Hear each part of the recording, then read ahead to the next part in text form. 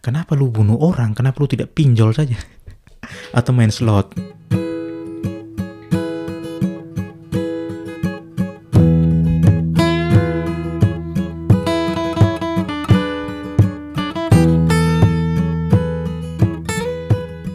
Saudara, woi, jumpa lagi di ATP Podcast di edisi kesekian ya. Nampaknya angka itu penting ya, saudara.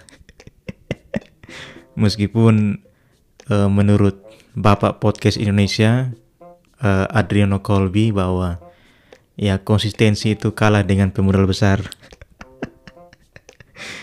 Oke, saudara, ya jumpa lagi di ATP Podcast Beta. Terima kasih buat saudara yang sudah mau dengar podcast ini. Meskipun ya beta agak sedih sih kemarin dengar Unfaedah Podcast dari Lawless Jakarta yang mengumumkan bahwa mereka setelah episode 200 akan rehat sejenak. Katanya seperti itu dari per podcastan ini. Beta sih sedih sih buat saudara. Tapi setidaknya bukan mereka bubar tuh saudara. Katanya nanti akan kembali ya, tidak masalah. Nah, untuk menjaga konsistensi, beta pun akan ya berupaya semaksimal mungkin untuk menjaga podcast ini tetap ada. Ya. Ya, beta pun menyadari satu hal saudara, bahwa ya dulu di 2019 dan awal 2020 ketika platform ini rame-ramenya di Indonesia dan belum banyak artis yang masuk. Wah, waktu itu peringkat Spotify itu bisa kita identifikasi tuh saudara ya. Podcast-podcast yang orang yang mungkin kita tidak tahu siapa. Tapi ketika platform ini semakin besar di Indonesia dan banyak artis yang masuk, ya kemudian ya kita yang podcaster indie ini ya tergerus dengan sendirinya. Ya, beta pun mempertanyakan ya, apakah kita bisa sekonsisten seorang Adriano Colby dari tahun 2015 buat podcast sampai sekarang? Iya, mungkin lu perlu alasan yang sangat kuat untuk lu tetap membuat sesuatu yang konsisten, saudara. Ya, konsisten itu penting, saudara, karena ya di dunia yang penuh dengan tawaran-tawaran instan ini, konsisten tuh kayak tidak ada harga lagi, saudara. Ya, banyak hal yang kemudian kehilangan harganya, saudara. Ya, seorang petani di lahan, ya, yang jemur panas, kemudian mandi lumpur dan seterusnya, kemudian menunggu tanamannya tumbuh, menjaganya dari hama, dari penyakit, ya, dari pencuri juga mungkin ya, sampai panen dan kemudian dijual dengan harga yang tidak seberapa. Kalah saudara dengan selebgram yang kemudian hanya goyang-goyang di TikTok gitu ya, kemudian mendapat endorsement dan dia kaya. Dunia semakin kejam saudara. Dunia semakin kejam. Itu sebuah sebuah perbandingan yang kita mau bilang tidak benar pun benar. Ya, gitu saudara. Dunia semakin kejam, dan bukankah memang dunia kejam saudara? Ya, bahkan terkadang kita tidak rasa bahwa kita tuh kejam, tapi ketika apa yang kita buat berdampak untuk suatu kekejaman yang terjadi dan banyak orang yang merasa terluka, baru ternyata yang saya buat ini kejam.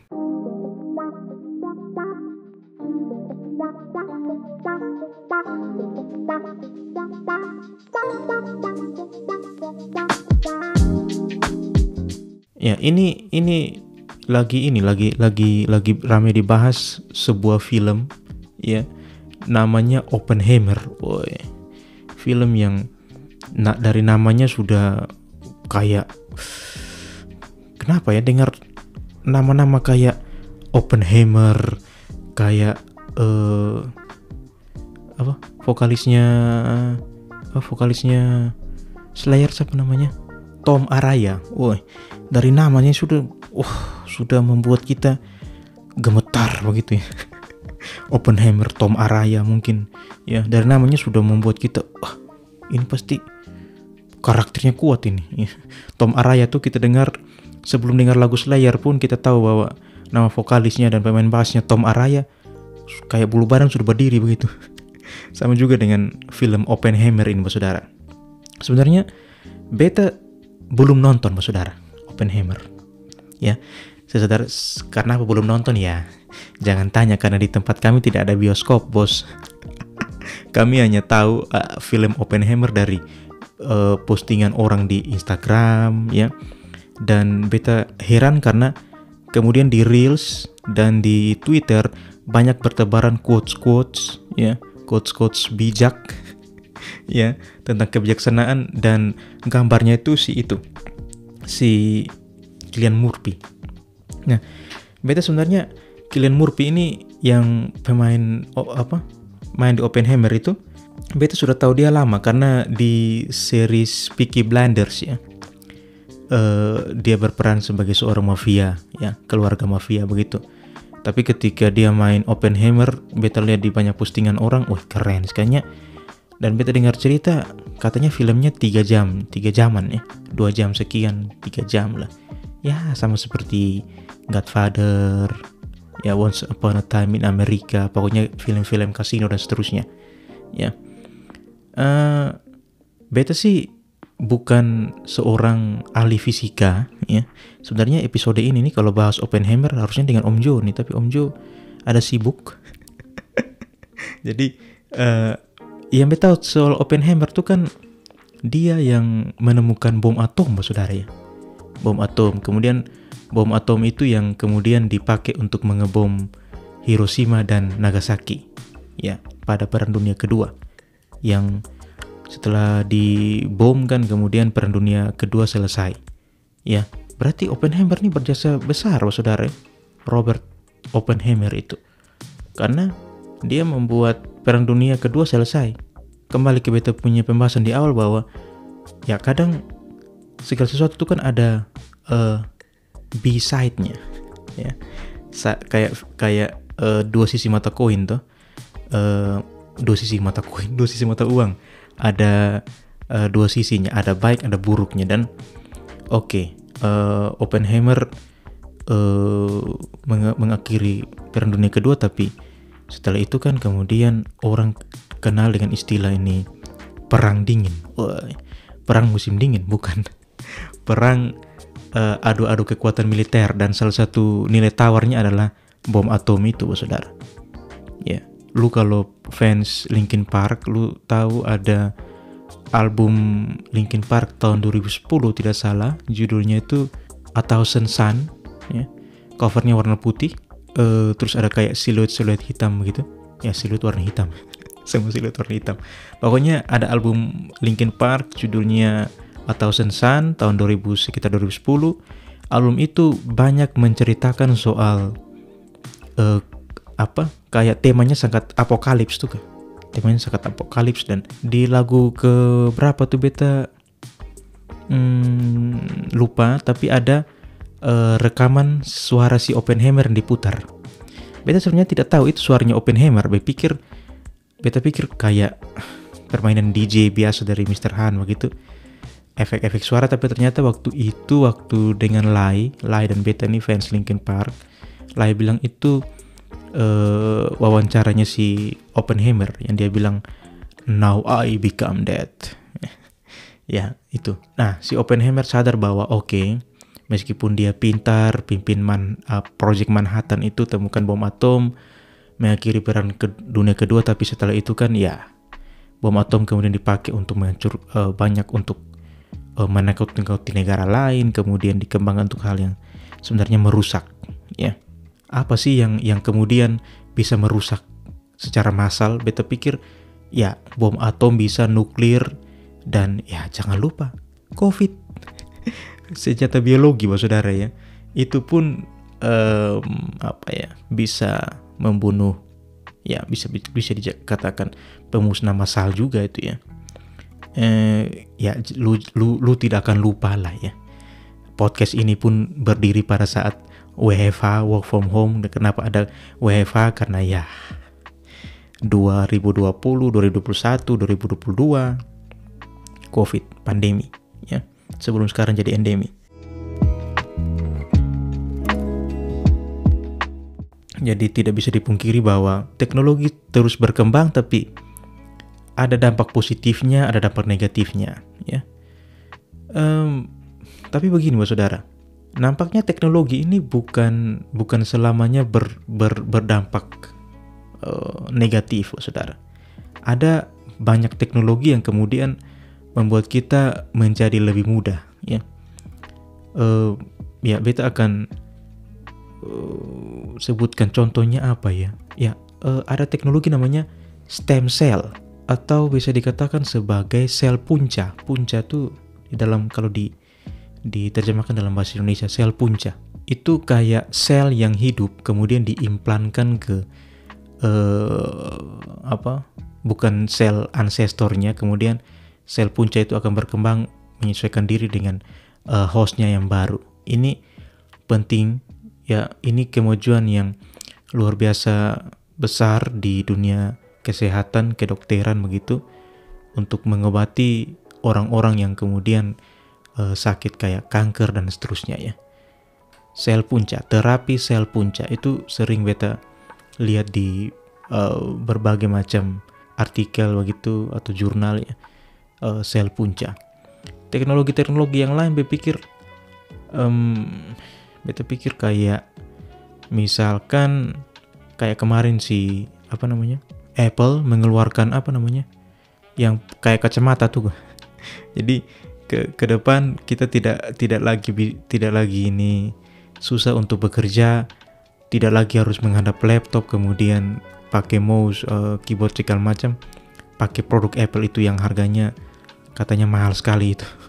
Ya, seperti itu. Ya, kenapa teknologi itu terus berkembang? Tapi seiring berkembangnya teknologi selalu ada dampak-dampak negatifnya ya. Biasa kalau kita omong seperti ini ya, kemudian kita bandingkan tahun 90-an atau tahun 2000-an awal yang orang belum punya HP, waktu nongkrong di pinggir jalan main gitar itu masih ada. Sekarang ya sudah ditinggalkan saudara ya. Sekarang kalau nongkrong semua dengan HP-nya begitu. Tapi ya kita jadinya hanya bisa beradaptasi ya. Kita jadinya hanya bisa beradaptasi.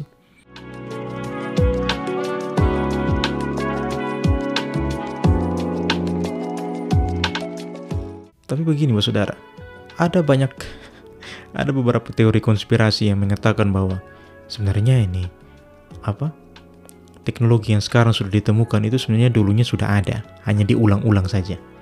Apakah benar seperti itu? Ya, beta tidak tahu sih ya. Tapi kalau kami yang di NTT ini ya, atau di daerah yang katanya tertinggal 3T ya, kami selalu dilabel dengan 3T ya. Bukan tahu, tempe, dan telur ya. Ya, nampaknya semua teknologi itu bukan hal yang sudah ada dan kemudian kembali ada, tapi ya semua itu hal yang baru ya, hal yang baru. Menurut lu saudara, apa sih yang bisa membuat kita untuk oke, ada teknologi nih, tapi bisa tidak teknologi itu tidak mengikis kebiasaan-kebiasaan baik yang sebenarnya sudah terbangun di masyarakat begitu. Beta pikir budaya-budaya lokal tuh, budaya-budaya existing itu jangan dihilangkan saudara ya. Lu boleh ada iPhone 14, lu boleh ada mungkin lu punya teknologi yang sangat tinggi, tapi ya kayak budaya-budaya existing tuh tidak boleh dihilangkan ya. Karena takutnya kalau kita terlalu terlena dengan yang namanya teknologi, ya ini bahaya. Nanti kita lupa akan berbagai macam norma-norma norma-norma yang telah berkembang di masyarakat. Beta kemarin nonton reels ya, dan beberapa berita itu menjelaskan bahwa ada di Maluku, di Ambon atau di mana, dia bunuh orang, pukul orang sampai mati ya kalau tidak salah, hanya karena masuk gang tidak tegur. Beta tidak tahu. Ini kalau flashback Bapak Saudara, ini beta ingat sekali dengan kejadian di Kupang, pokoknya di NTT itu tahun 2000-an, tahun 90-an ya. Dimana masih ada orang bilang batepa tuh. Jadi lu kalau masuk gang lu harus permisi, kalau tidak nanti lu dapat pukul, dapat pajak dan seterusnya. Dulu tuh sering Saudara. Bahkan beta pernah naik bemo nih ya. Dulu kami di rumah ada bemo. Kami ke satu keluarga pergi di rumah saudara begitu. Pas pulang lampu kaca bemo bagian belakang tuh dilempar oleh orang. Jadi dulu tuh seperti itu saudara. Tapi secara beta bukan ahli ahli kependudukan atau ahli istilahnya ilmu untuk mempelajari dinamika penduduk, perilaku penduduk itu apa ya. Beta bukan ahli itulah, ilmu itu. Tapi beta lihat secara kasat mata di daerah kayak di beta tinggal, tempat beta tinggal saudara. Sekarang tuh orang tidak lagi seperti itu saudara ya. Orang tidak lagi pajak orang, duduk di pinggir jalan, minum mabok dan bikin kacau. Kayaknya sekarang orang tidak lagi seperti itu deh. Atau masuk gang harus permisi, kakak permisi, pokoknya harus tunduk tangan di bawah. Tidak ada. Sekarang tuh orang-orang sudah berpikir bahwa kita harus kerja nih, bangun pagi kerja, pulang kalau mau nongkrong, kalau pulang sore-sore atau malam mau nongkrong ya nongkrong dengan teman-teman, duduk bercerita ketawa. Setelah itu pulang tidur masing-masing, besok kerja lagi. Orang sudah tidak pikir lagi tepa orang, pukul orang, apalagi sampai orang meninggal. Aneh ya. Ini beta tidak tahu apakah ini ada hubungan dengan teknologi atau tidak. Tapi ada kejadian lain lagi saudara kemarin. Bukan kemarin, tadi baru beta baca. Ini beta podcast hari ini tanggal berapa nih? Tanggal 5 Agustus nih. Ada kejadian katanya senior di universitas yang namanya langsung nama negara. Ya, katanya mahasiswa ya, dia membunuh juniornya karena masalah apa tadi itu? Ya, katanya si junior ini membunuh adik semesternya ini karena ingin menguasai hartanya. Karena siapa namanya yang pembunuhnya ini kalah kripto 80 jutaan. Katanya seperti itu ya. Kripto tuh apa ya? Kripto tuh mungkin yang kayak main-main saham begitu saudara. Ya kenapa lu bunuh orang? Kenapa lu tidak pinjol saja? Atau main slot. Nah kan sekarang kan main slot tuh sudah merajalela tuh saudara. Ya dari orang yang rakyat biasa sampai wakil rakyat pun kan main slot. Kenapa lu bunuh lu punya adik semester saudara? Heran ya. Kripto tuh kan ada karena teknologi juga. Ya penemu kripto siapa ya? Ya beta sering dengar cryptocurrency, mata uang kripto. Beta bingung. Dengan maraknya teknologi, kita lihat ke Oppenheimer yang bom atom, tapi teknologi yang kayaknya yang ini, yang kayak kripto, kayak pinjol, kayak kayak slot. Ya, kembali lagi itu hak orang sih untuk main, tapi ya beta pun tidak pernah bilang ada teman main slot kemudian beta tegur tidak, bilang terserah lu, itu uangnya mereka juga ya. Tapi beta sering bilang bahwa lu punya aktivitas pribadi itu menjadi rugi atau menjadi tidak menjadi masalah kalau aktivitas pribadi lu merugikan orang lain atau merugikan orang lain ya. Ya, kalau selama lu main dan lu hanya merugikan lu sendiri, ya bodoh amat. Tapi kalau sampai sudah merugikan orang lain, ya itu yang masalah. Ya, ya apakah seorang wakil rakyat yang main slot di gedung yang sangat terhormat, ya, itu merugikan orang lain? Ya sudah barang tentu iya toh. Apa dia merugikan? Bagaimana sampai dia merugikan orang lain? Ya dia merugikan orang yang pilih dia dulu. Ya karena dia duduk di situ karena dia mewakilkan rakyat. Ya, ya mungkin rakyatnya susah di sawah, susah di kebun, susah di mana-mana. Pilih dia tuh. Kenapa dia di situ tidak menyampaikan suara rakyat tapi main slot? Ya, terus ini mengelak lagi. Oh itu ini Candy Crush. Oh Candy Crush kok ada sayap-sayapnya begitu. Ya, apa faedahnya? Beta pikir kita sebagai individu tuh harus menyikapi berbagai macam teknologi, saudara. Mungkin ada batasan-batasan yang lu buat lah untuk ke diri lu, ya. Jangan sampai kebablasan, ya. Mungkin itu saja untuk episode kali ini, saudara. Kalau lu mau dukung ini podcast, beta sudah buka donasi di di saweria.com. Ya lu kalau tertarik lu silakan donasi di situ. Saudara, terima kasih yang sudah dengar. Cheers.